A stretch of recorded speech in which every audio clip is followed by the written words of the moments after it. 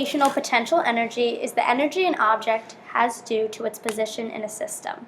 When the slinky is released from a height above and is dropped, its potential energy is transformed into kinetic energy. In simpler terms, this means that as a person drops the slinky, the energy of position, which is the potential energy, is converted into energy of motion, kinetic energy. Kinetic energy is the energy of motion. When a slinky is dropped, for example, from the top of a stairs, the gravitational potential energy the slinky had transforms into kinetic energy as the slinky continues to move downward.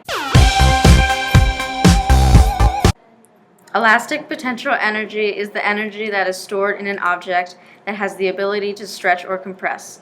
The slinky, which is a spring, is full of elastic potential energy.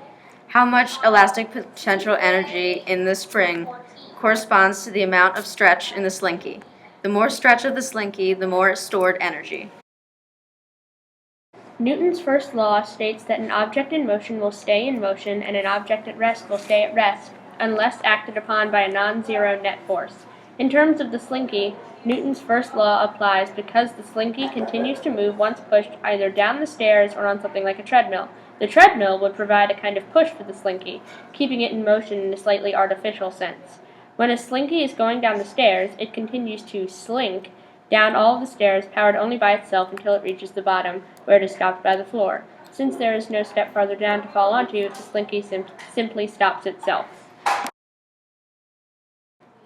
Newton's second law states that an object's mass and its acceleration will equal the applied force, corresponding to the equation force equals mass times acceleration.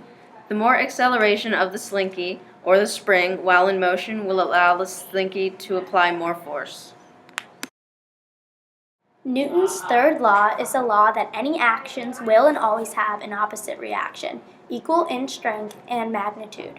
The slinky is a prime example for Newton's third law in everyday situations. The movement of the slinky toy can work in multiple ways. One is that a person is holding the slinky, handling it back and forth. Another is dropping it down a flight of stairs.